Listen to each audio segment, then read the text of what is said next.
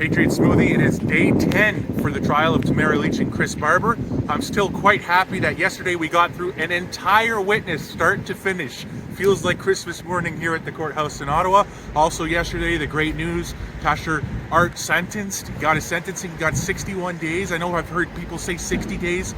I've heard it 61 days. I'm going to stick with 61 days, but the point is he walked out a free man, credited for time served. So that's really good news at this point, that Pastor Art can put the affair behind him in some ways and be free. Hopefully that's the outcome that we see here with Tamara and Chris in some months from now, walking out completely free of this. So we'll see how that goes. But I truly do believe, from my personal opinion, that the defense is standing on very solid ground and that they're making a very strong case. Yesterday, several objections from the defense to improper questioning from the Crown, as they said it. All of their objections were maintained by the Justice Perkins McVeigh. So yesterday, the defense getting in there edgewise. Also, some pretty good cross-examination. Miss Magus pointing out that Sortie Quebec Captain Martel, he was the witness yesterday, that he said hold the line to his officers at two different points on the February 18th. Let's just call him Captain Martel, testifying that he was there for the 17th, the 18th, the 19th, and the 20th. He got there the 17th. His squad deployed on the 18th and the 19th. He's on the 19th. They were only deployed at Wellington and Bank for about 2 hours. He testified that there was no projectiles or anything being thrown on the 18th, that they were moving forward very slowly. You'll remember him. He has the green squad, the dark olive dressed, tactical looking officers from the police action wearing riot gear. They were with the Sortie Quebec. This is something that a lot of people have conspired about in the past, but they are with the Sortie Quebec. You could actually see their shoulder flashes, and you know, we heard things about people saying they weren't speaking English. Well, they are quite French. I digress. They're with the Sortie Quebec, and they were some of the most forward officers during the police clearing operations on the 18th and the 19th, doing a lot of the pushing with the crowd and so forth. And Captain Martel testifying, he's only about 5'6" tall, 5 feet 6 inches, so he was getting up on top of places to try and see the crowd, to give directions to a squad.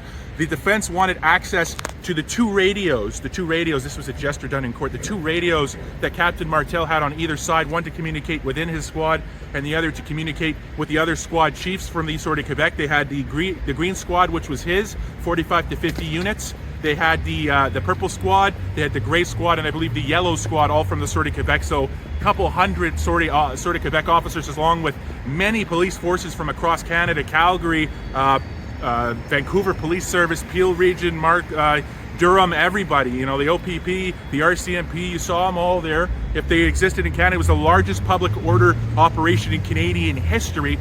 Public order, just a fancy word for riot control. If we just, that's just the formal technical word for public order work, if that's what you want to equate it to. So that's what we heard. We heard about the operational, the way that they were moving very slowly forward in order for officer safety and to give the crowd, as they said, a time, the demonstrators a time, as they said, to reevaluate and to withdraw if they wanted. That's the thing they said. And within the squad, he had a scribe, of course, always a scribe, or a registrar, as they call it, or I think they even called him a noteman. DC would like that one, noteman. And and they also had somebody who was in charge of the impact weapons, I guess the bean bags and whatever else they had there. And then they had, you know, he's also the use of force accountability guy or something besides himself and his assistant captain. So he just talked about the structure of that group and what they did on Saturday and the 18th and the 19th, no, 17th and the 18th. No, 18th and the 19th, yes, sorry about that. And the 20th, he said they did not deploy, they were gone by the 20th, back to the Quebec side. But yeah, those two radios, the defense wants recordings of them. Normally, they say when they're in Quebec, those radios on the SQ system are connected to call centers in Quebec. Not when they were in Ottawa, so no call center, no recording. And also, there were several briefings that Captain Martel attended with the various police force, with the SQ, and of course, and remarkably, he did not take a single note for these hour-plus long briefings.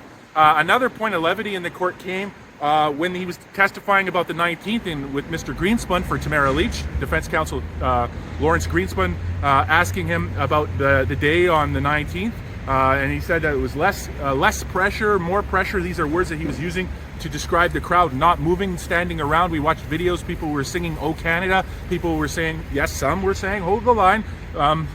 and some were saying peace over love, and then there was inaudible police, I assume police recordings playing in the background, and this was recorded from the police side of things by a technician with the Sûreté de Québec, so we couldn't even hear the police messages from their side. I don't expect how the crowd could hear it, so I mean, I don't understand why that wasn't brought up, but I digress. I know we're about 5 minutes now. If you want to support the work we're doing here, I know that there's people asking on YouTube, on Twitter, elsewhere, how they can support us. You could send an e-transfer to Real Patriot Smoothie. That's real, as in I am the real one. Real Patriot Smoothie at protonmail.com. So that's protonmail, P-R-O-T-O-N, mail.com.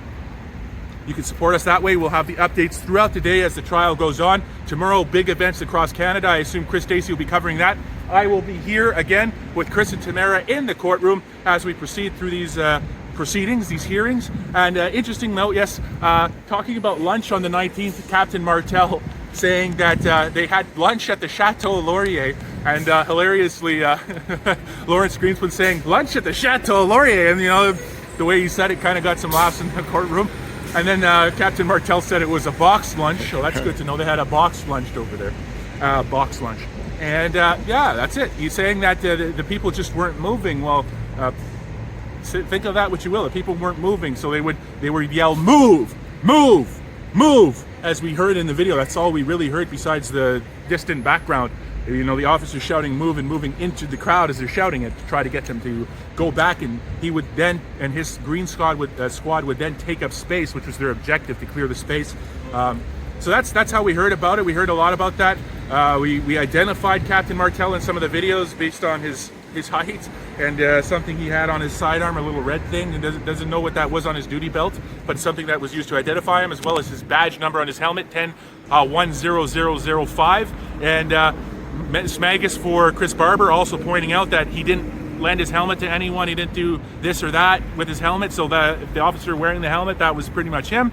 You know, and that was agreed to. So that's where we ended yesterday. Then we touched a little bit on the admissions argument. That's what we're going to be covering, I think, first things today. Lawrence Greenspan will be responding, I believe, or his partner, Mr. Granger, will be responding to the reply on the argument for the admissions too, the defense trying to disqualify or withhold 9 Crown witnesses that they say their admission makes legally irrelevant. That's where we are today. I'll keep you in the loop on Patriot Smoothie from Ottawa at 161 Elgin, the Ottawa Courthouse.